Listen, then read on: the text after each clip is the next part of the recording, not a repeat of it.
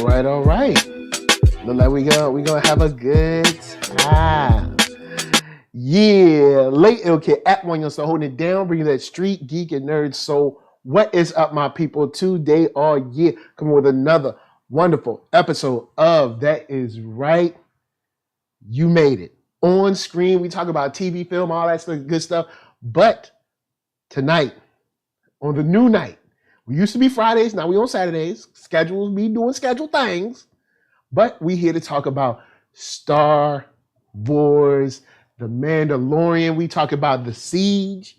We've been getting into it. This is episode 4. This is the 8-episode season. So we are at the halfway point. We're going to see how we feel. We're going to check in with each other, how we doing. Big shout out to the chat. We got Cassandra Sellers already in here. Cassandra, check it. But matter of fact, is it Cassandra or is it Cassandra? I don't want to mess you up. Let me know. I never even thought about that. Is it Cassan or Cassan? Let me know. I guess if it's Cassan, put a up arrow, and if it's Cassan, put a down arrow. I guess. Let me know. Anyway, bottom line is,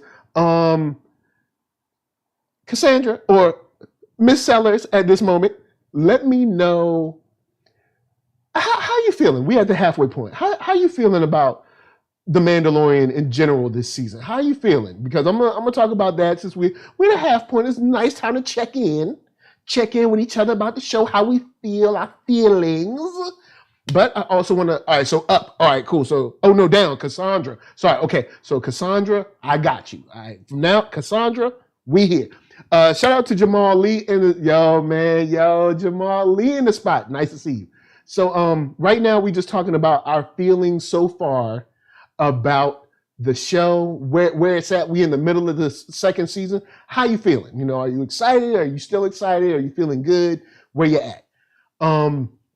Big shout out to Blurtish. I just got off of doing a podcast with them. That's why we're a little bit late, but that'll be up for you hopefully tomorrow. I'll be working pretty hard. We had a good time just shooting the poop, and you know what I'm saying. So yeah, I'll have that up tomorrow, hopefully. Monday at the latest. But you know, I try to get this stuff out as fast as I can for you guys. So big shout out to them. But up to this point, season 2 of The Mandalorian, I'd have to say, I am pleased. Episode 3 is still top for you, Jamali. All right, so you know what? Episode 3 was that flavor. Episode 3 was the flavor. You know, my favorite episode this season, well, so far, it might 2 or 3. Man, them spiders, I really like the effects on that. But I will say, Cassandra said, I like it. The cinematography is off the chain. Yes, I agree. That's one of the things I'm high on. Their effects have stepped up. Their cinematography is still strong. That's something that I really dig about this show. Cassandra says, I'm over how it's taking a long time to get Baby Yoda to his people. Yes, we will be talking about that tonight. So in general, this season, what I'm up on are the effects. The effects are there. They are flexing that budget. They are letting us know we got more money this season, and you're going to see it. The cinematography and direction is still there, still solid. I enjoy the acting. I enjoy the deepness of the lore that we get through conversations with like the New Republic in the Outer Rim, stuff like people talking about talking on Tatooine about what went on after the second Death Star, all that stuff. I really enjoy. No, you know what? I have to say the first episode is man, they made the desert look so beautiful, and it's just sand. It gets everywhere. But I like how they use people's conversations about the galaxy as a whole to fill in our knowledge about the temperature, at least in the Outer Rim, of what's going on between the Empire, the falling Empire, or the fallen Empire, and the uprising New Republic, and just how they feel about it in general when it comes to lawlessness and bounty hunters and all that mess. So I really like that. We get a good slice of life about what's going on out there. So I love that. things that are getting a little long in the tooth. I love Baby Yoda. I do. Baby Yoda is still cute. But, Jenna James, what's up? In talking about the episode tonight, we will talk about Baby Yoda just a little bit. So, I'm gonna start with this. Look, before we even get into Gina Carano and Cara Dune or whatever, we just talking about Cara, the character. I don't want to even get into no dumb stuff she has or has not done as the human being, the real actress. I don't know. We ain't talking about that. We just talking about Cara Dune on the show. That scene where she comes in and gets the money back, kind of like returning the money to the people. I love the whole Robin Hood vibe of like, yo, this is our home, this is our town. We're protecting it, we're keeping it safe for the people. We're not gonna allow you guys to come in and be no rebels and like kind of like, run the good people out of their homes and stuff. We're not going to have that here. We're going to keep this place safe and thriving. I love that. I love that. I love that energy. Jenna James says Mando is like the friend with the pickup truck and that he's the first guy to pester when it's time to make a move. Oh man. But yes, a very good Robin Hood vibe that I enjoyed. And I just love seeing her character after, because this is, of course, after they helped the people that were fighting against the Walker. So we see that she has this kind of like, energy about like community and helping like the regular everyday man, doing his thing, making it safe for families and stuff. I love that. And then seeing her and with Grief Karga working together to create this town, and she's the marshal now, and just this beautiful vibe of like, wow, look at how they turned it around. Because we saw this place in season 1, all that, you know what I'm saying? It was kind of like a wretched hive of scum and villainy. But now, it's like there's markets and there's people and it's thriving with just life. You have the children at school and stuff, and it's a beautiful thing to see. And I love to see the progression of that after the empire's gone and how people have gone to be able to live, not just exist, but to live. I love that. But that fight scene, I felt like those guys doubted it. I'm like, y'all could have killed her. I'm like, y'all could have killed her. Like when she had the dude on her back and she was walking backwards, I was like, shoot her in the leg, bro. Like, what you doing? Why you shooting your boy multiple times? Yo, he shot his boy mad time. He shot him in the butt. Then shot him twice in the back. Yo, that dude was mo-shottedness. All right? But, yo, man, this like ain't no such thing as halfway crooks. All right? Look, I'm just saying. You gonna let this lady come in here and whoop all y'all and y'all got guns? Like, put clack, clack to her. You know what I'm saying? Just click, click, clack. That's all I'm saying. But once again, it was cool. He was about to kill the little, I don't know, ferret or something and eat it, but she saved the ferret, and then she was feeding the ferret little kibbles and bits later on, so everybody's happy. Shouts out to Jenna James, says, here's an interesting thing. The trailer for Mando Season 2 has now been completely used up, and we're only halfway in. Not a single glimpse from the latter 4 episodes has been seen by us yet, and that's beautiful. I like that. I like the fact that we are about to get into unknown territory because I want to see Ahsoka.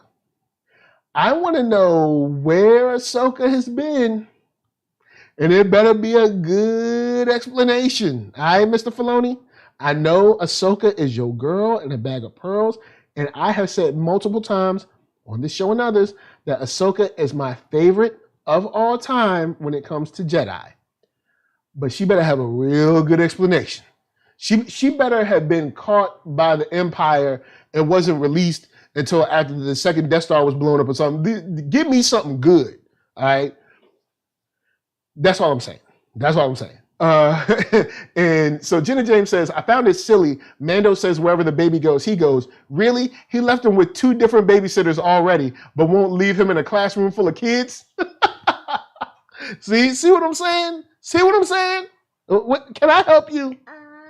Can I assist you? Is this something I can do for you? What you doing? Show. You want to do it on the show? Yeah. You want to be part of the show? Say hi. Say hi. Hi. Say how y'all doing. How doing? Say y'all good. I good. We'll see. So, all right. Let's talk about Baby Yoda. Since you brought it up, Jenna, you brought it up. You brought this thing up. You brought Baby Yoda up. You know what I'm saying? You made it possible to talk about Baby Yoda. Baby Yoda's a little overexposed in this episode for me. This is the first episode where I felt I had a little too much of the B Yoda. All right, Baby Yoda. Then look. All right, the fixing the thing at the beginning. I don't know why. And Lady Lisa brought this up, that it reminded her of when Rocket Raccoon was trying to get Groot to do something with like the bomb or something in one of the movies. It felt very similar to that. And so the whole thing with the wires, the red and the blue wire, it was cute, but I thought it was kind of a lot. See this? See just like this. See this? See this little baby, this little personal baby up here. So we go on and we leave Baby Yoda. No, first when we drop down and Grief Karga sees the baby, I love that scene. I do. I like Grief Karga being like, oh, look at the cutie, got so big. Even though it's like the same size, but it's like, you be like, well, he didn't say he got so big. That's just me. But you know how you see baby, like, oh, look at the little baby. Look at your little, how you doing? Give me the baby. The baby been good. How you been good, baby? So I like that. And I like how Carol responded to him. I like that. But the stuff in the classroom and the part at the end with him throwing up, I think we could have went without that. I would have liked him, put him in the class and maybe show some kids react to him like, oh, this is a cute little kid. And then them just move on. The whole thing with him stealing the cookie and everything from the kid, I thought it was a bit much for me. You know what I'm saying? It was a bit much. It was a bit much. So but slide that to the side because that was just a small pain point of the show as a whole. I enjoyed the show after this. Cassandra, Jenna James, Jamal Lee, whoever's watching. When someone asks you to go on a mission and they're like, oh, ain't nobody in there, man. It's like a skeleton crew. Whenever someone says like it's a skeleton crew or it's going to be easy or, oh, don't even worry about it. Whenever someone says something to that extent, you about to fight a full-scale war. All right. I'm just letting you know. Whenever someone, oh, no, don't worry about it. Oh, it's going to be easy. This is going to be a breeze. Or we just going to walk in and walk out. Whenever someone says anything like that, it's about to get crazy. I'm just letting you know. It's about to be wild. It's about to be stupid. It's about to be a whole bunch of bullets. And you're going to be sad. You're going to be sitting there like, yo, man, where all these bullets come from? Don't never trust. Don't never trust that when someone says it's going to be easy and bullets are involved or light lasers or whatever, it ain't going to be easy. All right, it's not going to be easy. You're going to be in danger and you're going to be hurt. There's going to be bullets all over the place and you're going to be wondering why. You know what I'm saying? I'm just letting you know. Jamal Lee said, I love Horatio Sands in this episode. So with that said, I love how we walk in and old boy that he caught the first time done been caught again stealing. And when he walks in, dude basically pees his pants or his alien version of peeing the pants. So I thought that was cool. We got a little bit of history. You know what I'm saying? We know that he's like a habitual line stepper. You know what I'm saying? But I do like that. I like that a lot. It was cool incorporating him and taking him on the mission. And I did like to see that we got some more lore.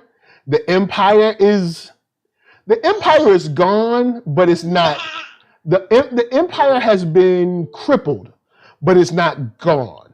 It seems like Moff Gideon has. I wonder if they're trying to position Moff Gideon like a Tarkinish character at this time, because he looks like he's the top dog at this moment. It looks like he's the one that's in control.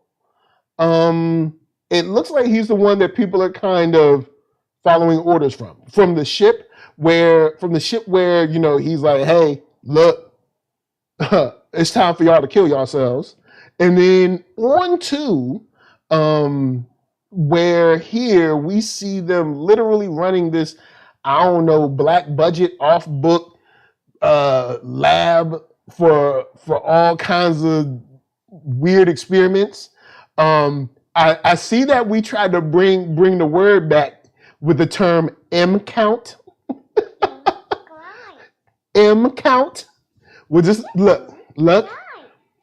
It's part of the lore. We have to accept it. Just let it go.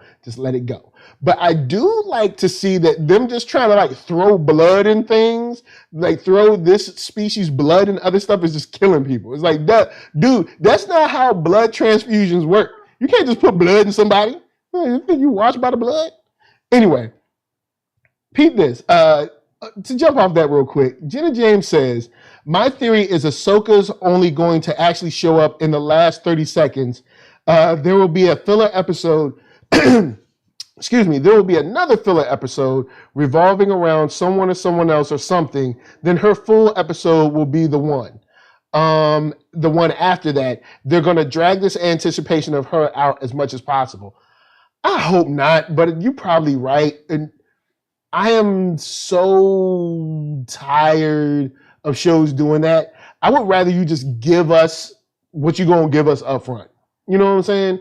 Shouts to Zia says, I just saw the recent episode. It was good in my opinion. The main plot of them trying to blow up the old Imperial base, which isn't what it seems, was decent. Some fun banter and action. Carl Weathers did a great job. I don't know. You'll finish that up. But speaking of Carl Weathers, did a good job directing this episode. It was nice to see Grief again, and I got to give credit where it's due. Gina did great with her initial action scene. However, while she's better than she has been before, her acting is still rough. Baby Yoda cracked me up this episode. Whether it's him trying to fix the ship or stealing that one kid's cookie. Also, I think my theory of Gideon trying to create an advanced army of clone troopers with force power seems like it's true. So yeah, that would be crazy if he's able to succeed. But yeah, shouts to Joe Greer says the mouse is about that cheddar.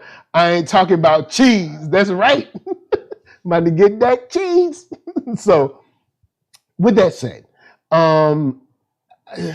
this mission was cool on multiple levels. You know, we find out about the secret lab, and we get those small little like fun banter pieces where he's like, yo man, go over there and turn the thing off. He's like, this thing doesn't even have rails. Like, and it's true. It's like, who built this? Who built this thing with no rails? Like, yo, like the Empire is like, look, we ain't got money for all that. They ain't got rails. Like, you got this skinny platform too. I could see if it was like mad thick. Like if the platform was like super wide, like you could like walk around and dance and tap dance on it. But it is mad thin. Like it is mad thin. Yo, come on, man. You like it. Like you gotta come on. You gotta give me something. You know what I'm saying? You gotta give me some love. You gotta be a part. You know what I'm saying? You gotta allow folks to come on to try to live. Like, come on, man. Look, peep this. Say you out there and you're like, hey, I'm the main. You know what? You're the engineer. I'm the maintenance man. I'm gonna come out here and just press some buttons and I'm gonna fix some stuff, right? I'm gonna come out here and I'm gonna just fix some things and I'm gonna touch this up and I'm gonna upgrade, right? And say you like sneeze or something, yo, you could fall to your death. Like, my dude, this little skinny pad. I ain't saying, look, I'm not saying you gotta have like 100 square feet of the walkway. I'm just saying, my man, like, you gotta give him a little something. It was like, yo, they ain't there. He was like, you better get your butt out there. It was like, ah. And like, so them going the whole way along with your boy was kind of fun. I enjoyed that. And then the way that they worked together in the shootouts throughout the base, I really enjoyed as well. Similar to the way I enjoyed the shootouts with the Mandalorians when they teamed up in the last episode. So I really dug that. Here's the thing though, I would have loved for the Mandalorian to turn around and be like, skeleton crew, huh? Because, I mean, well, he did remark on the base being empty. But the thing is, he never said the base was empty. He said skeleton crew. Skeleton crew should have meant maybe in all, there were like 10 people on base. Dude, the troopers kept coming, man. They kept coming. Skeleton crew? This ain't a skeleton crew. This is a full crew, all right? This is a full house. All right, full house of bad guys. But I do like that they blew up the base. They got that mission done. I enjoyed that a lot. And then seeing them essentially steal a transport and just jump. Like, and when I say jump, they just, yo, look, y'all trust Kara a whole lot. Because when she turned that ship around, I'd be like, whoa, before you do this. How many times have you done this? Like, is there a safer path down this? She was just like, swing it straight off the ledge. Shouts to Zia says next episode is directed by Filoni, the Jedi. That sounds like Ahsoka to me too. With that tracker planted on the Razor Crest and the hint of at an army of cyborg troopers. I guess we're in for a hell of a ride. I guess of a fight scene where Ahsoka is going to bring the Force smackdown on their behinds. And what up, VV? Nice to see you. Nice to have VV in the spot. Here's where the show gets interesting. Is we've already dropped mad fight choreography, well, I guess stunt choreography with the gun scene, with the shootouts throughout the corridors, right? Cool, we've been there. Now the episode's like, but we got a chase for you. Boom, jumps off the ledge, speeder bikes come through. Now let me tell you how stupid this is. These fools don't go down the ledge one by one. They said we just gonna hit the ledge at the same time. Now, at first when they jumped over the thing, it was like, vroom, vroom, like it looked sweet, right? But then the two stupid dudes just crash into each other, kill themselves. Come on, man. Like, look, I'm not saying I want the Empire to win, but I want the Empire to try. But that's what it is. Unless they're Death Troopers, everybody else is whack. You know what I'm saying? We've seen the Death Troopers; those dudes are sweet, but the rest of the Empire, man, they just put up a good fight, man. Please, like, could you shoot something? But anyway, so seeing them crash, but we get a cool chase scene where they keep switching front and back. You got Grief Karga shooting. There's a lot of arguments in front and back. And she's like, can you hit something? I'm like, yo, do you see how you swinging the back of this thing around? The way you driving? That dusky driving you doing? Gonna try to tell me about trying to hit something. You see how you swinging this thing? Remember, you're at the front, so you get the swing first. I'm getting the reaction of the swing. I'm out here fishtailing, trying to hit people. But they said, yo, you thought we had budget? Don't worry about the bikes. We got Mo. Bring in the TIE fighters. Like, yo, I'm surprised when the TIEs came out.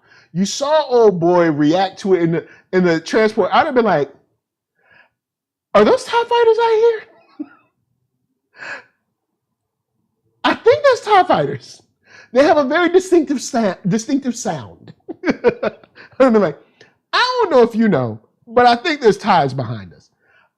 So that was cool. Them blowing up the speeder bike dudes when she ran one up against the side of the mountain or whatever. When homie blew a trooper up point blank range with like a bazooka. Like, I mean, the gun thing is essentially a bazooka, man. It's like a 50 cal mounted on top of a truck. It just like he dead. But the TIEs coming through, increasing the chase.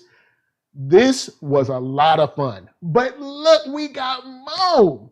The brand new Razor Crest comes through shooting the last two TIEs down, bruh.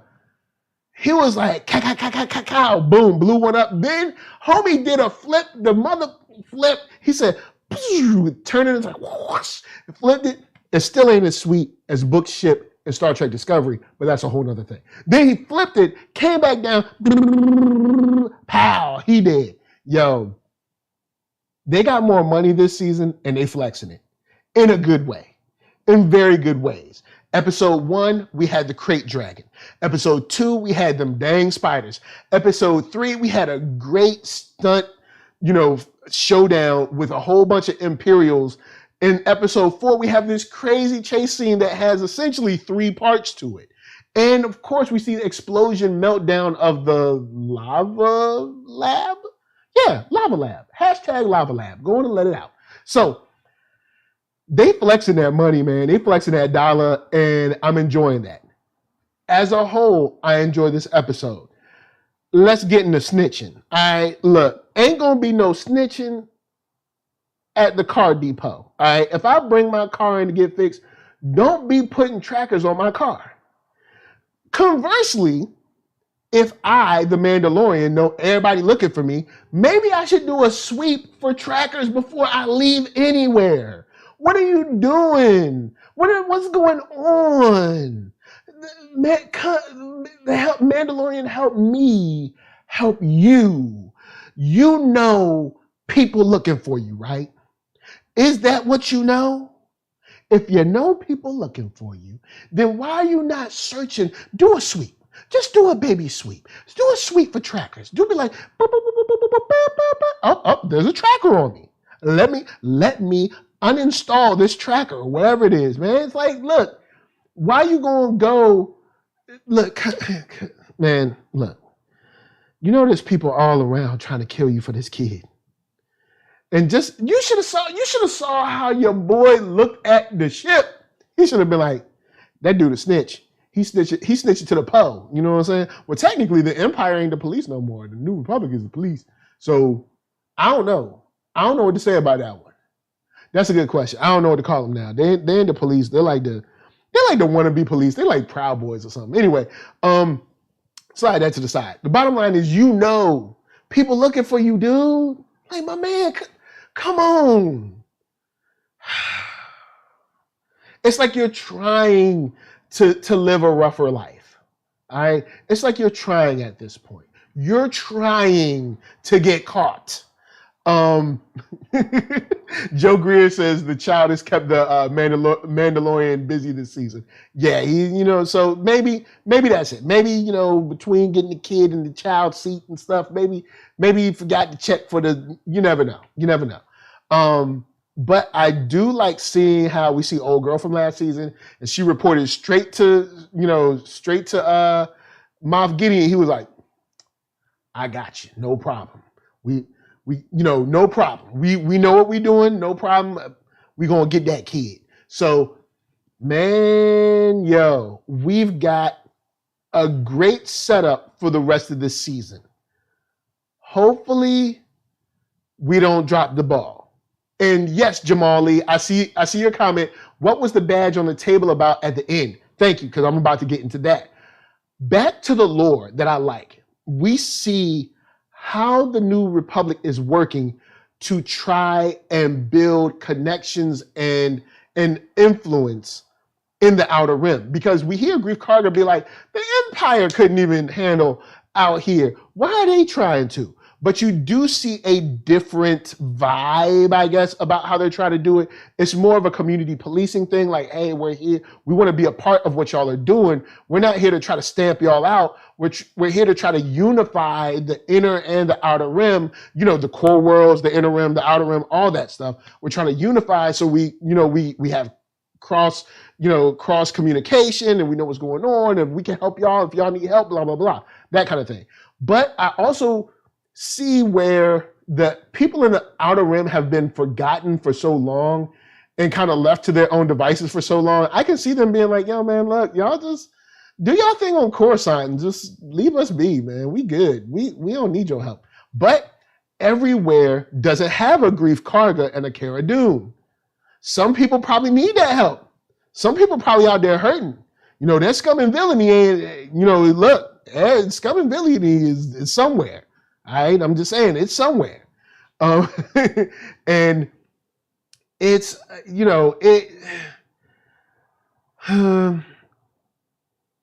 it's good to see that, but it does make me wonder.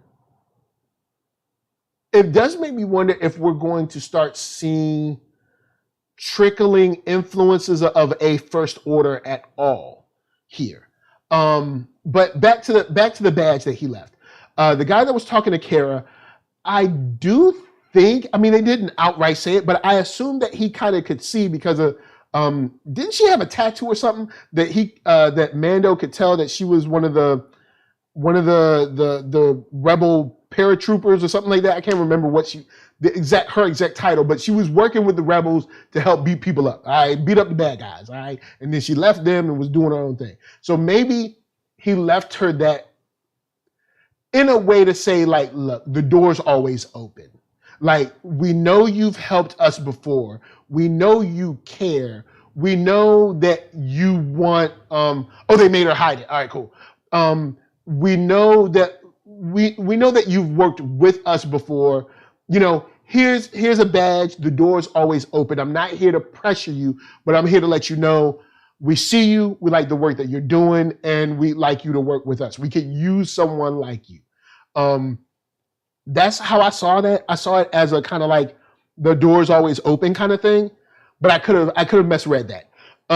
Check out Jenna James saying the sequels left the New Jedi Order period of Luke's life very vague. So there's lots of opportunity to explore that. And if Disney does go all in on the post-Return of the Jedi period, we could milk some Luke.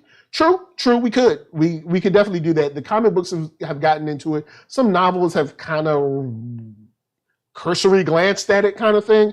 So we could see something like that. And Joe Greer put hashtag never forget Alderaan. So I do like that they mentioned that too. When he mentioned Alderaan and he said, did you lose someone? And before she even said it, I said out loud when I was just watching, I was like, she lost everyone, man. And she said, I lost everyone. I'm like, yo, she lost everyone.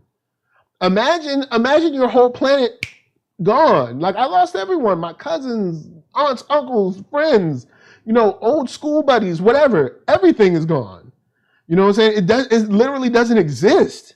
So, she lost everyone. And I can see someone who may feel like, if anyone has a reason to feel maybe lost and adrift in the galaxy after the Empire, and not feeling a sense of purpose, and finally feeling one here with Grief Karga and these people as their marshal, it would be her.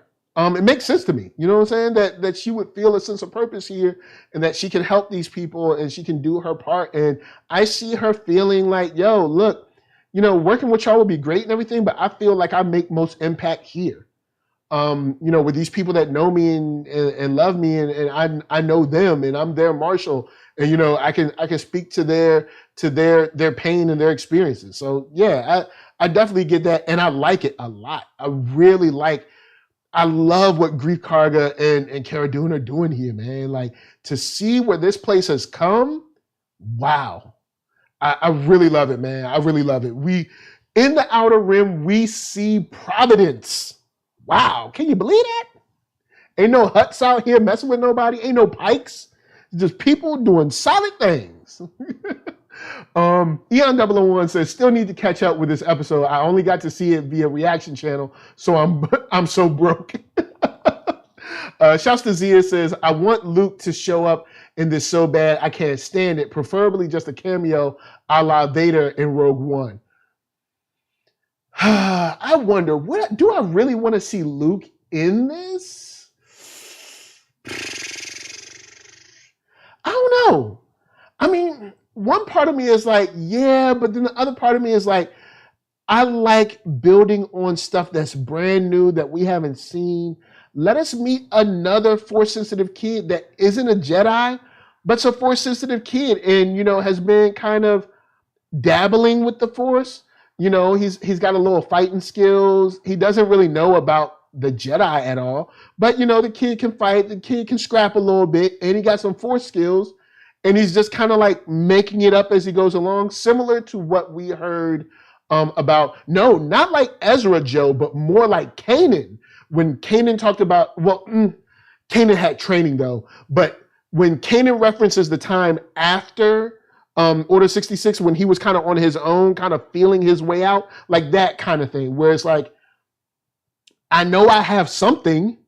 I know what this is, you know, sort of. I've heard like my grandfather talk about it or something like that, but I don't know how to use it, but I'm using it and I'm kind of okay at it. I would like to see something like that where someone's not, but I know Pablo Hidalgo has kind of made a hard line about not having any like gray Jedi or anything like this, but he doesn't have to particularly be a gray Jedi. He can just be a person that can fight, maybe a freedom fighter or something that has Force powers. He doesn't really call it the Force. It's just something that he can do because, of course, at this time, the only Jedi that we know about, if it's gotten as far as the Outer Rim, is Luke. And I don't know if Luke ran around saying like, hey, I've got the Force, everybody. It's the Force. It's called the Force. So if you want to know what it's called, it's the Force. So that kind of thing. So that, I think I'd be interested in that, but I don't know. I don't know if I want to see Luke. I don't know if I want to see a young Luke. Then, you know, they probably try to do some face stuff like they did in Gemini Man, which isn't that bad a movie, but the effect is, it's still that technology isn't there yet. To the credit of Gemini Man, it looked great for what it was, but we're not there yet. But yeah, I you know, I don't know. I think we leave Luke, Leia, maybe a reference to Leia because she is in the New Republic and we see people talking about the New Republic, but I don't know if I maybe a reference to the leadership, you know what I'm saying? Like, you know, talking about the leadership and maybe throw out a name or two, like Leia and someone else. But to go hardcore and showing one of them, nah, I don't know. I don't think so. Nah. But yeah, I think that's where I'm at. I wouldn't mind seeing another person that has Force powers, that got some skills, can fight, can handle themselves, and uses the Force powers from time to time and even in a more creative and interesting way because they haven't been formally taught. So since they haven't been formally taught, they've learned even more interesting ways to use the Force than the original Jedi have, or that they've been accustomed to using.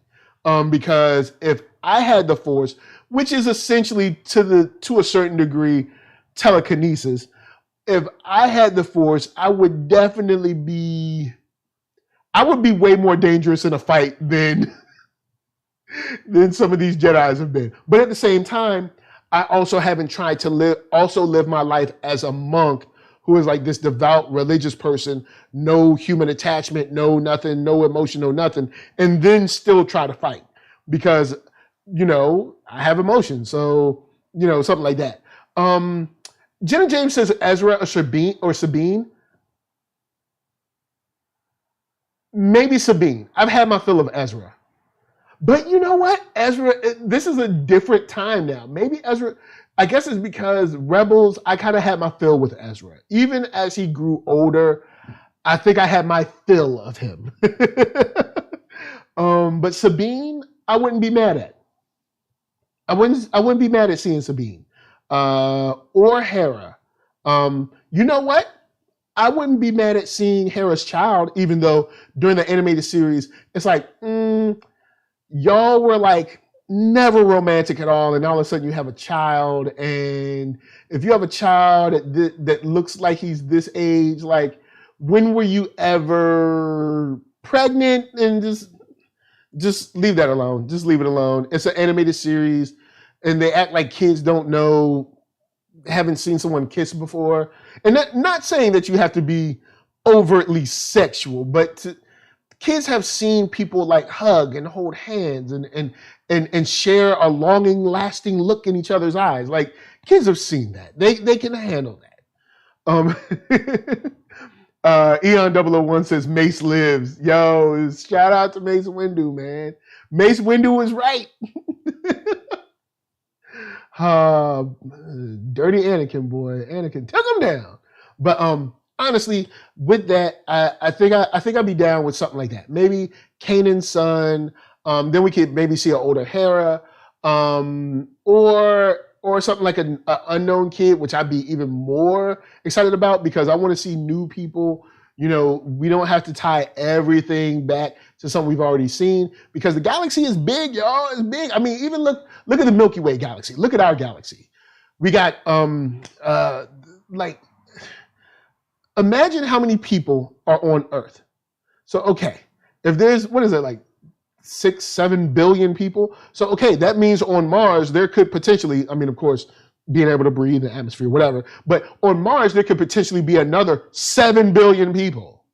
And then Saturn, Venus, Mercury might not be too easy to live on. Well, depending on the alien, maybe they could take a lot of heat. So maybe there's like 3 billion kind of like hot aliens on Mercury. I don't know. I'm just saying there's billions upon billions of people. We don't have to talk about like the same ones we've seen already. Even though I love Hera, I love Sabine, I love Kanan, but I think their story has been told. Would I mind seeing them again every now and then? Yeah, but I'd rather see someone new. Which is kind of like I said at the top of this show, why I'm kind of worried about Ahsoka a little bit. But we'll see. We'll see what the excuse we get is, and we'll see. Shout out to Joe Greer, says, back in the day, you played with all your action figures outside the starring cast. Yeah, you know what I'm saying? So I would love to see some new people. Like, you know, Venus could have 7 billion people, and you know, Saturn, Jupiter, and matter of fact, Jupiter is even bigger. So you could have, I don't know, say there was 14 billion people on Jupiter. Like, there's billions and quadrillions of people that could exist in a galaxy. So, you know, just not limiting ourselves to the same 30 or so. You know what I'm saying? See, like, Clone Wars, about 10 or so important people. Rebels, about 10 or so important people. You know, the original trilogy, about 10 or so important people. You know what I'm saying? Not limiting ourselves to the same 30 to maybe 40 people. So yeah, that's where I'm at with it. But this episode, like I said, in most cases, I enjoyed this episode. I do think we got a little too much with your boy Baby Yoda, but effects were there, cinematography was there, and I love the fight scenes. So I'm definitely going to watch that episode again. I really want to see what Moff Gideon's into. I would love to see a full episode around Moff Gideon. I want to see this plan. I want to see a proof of concept. Like, I want to see one trooper where they got it right and they're trying to replicate it. Like, say they're trying to, like, say they already got one trooper to work, like one stable trooper, and they're trying to get, like, to make, you know, 400 more of them. I would like to see what that trooper looks like and how that trooper relates to Moff Gideon and stuff. I would love to see that. Because if they're trying to make Force-sensitive troopers, whoo, that could be a problem. A true problem. And I would like to see that. But then I guess it would be hard to try to shoehorn that in, especially with other books and stuff. Who knows? But don't worry about all that. Just show us something cool and we'll make it work. So to the chat, to Joe Greer, Cassandra, Cassandra Sellers, Vivi, Jenna James, Jamal Lee. See who else was Marquise Collins in there? But Marquise Collins anyway. Shout out to him. Zeus in the house, Eon 001. Anyone who might be lurking. If I missed you, I apologize because there's so many names and I'll be forgetting. There's a lot of words and I can't. Look, my eyes can only see but so many letters. But thank you for coming through, y'all. I really, really enjoy y'all. Slick Insider comes through in the cut at the 11th hour. It's been mainly boring this season on The Mandalorian. Well, you know what? Hey, you never know. You got 4 more episodes left. Maybe it'll be mainly cool on the last 4. You never know. Maybe you'll come through and you'll be like, you know what? The first 4 was whack, but the last 4 was dope. So, with that said, guys, NERDSoul. Facebook, Instagram, Twitter, all them places. YouTube is the hub. That's right. So hit that thumbs up if you like what you're seeing. Hit that thumbs down if you don't. But if you hit that thumbs down, I'm going to send Moff Gideon after you. And you're going to be like, oh, I thought he was dead. And he's going to be like, psych. And he's going to be like, so you don't want that. Podcast for your audio to get your listen on. And Spotify music if you want them jams. So, real quick, Slick Insider says Carl Weathers did a good job directing. Yeah, because, yo, don't sleep.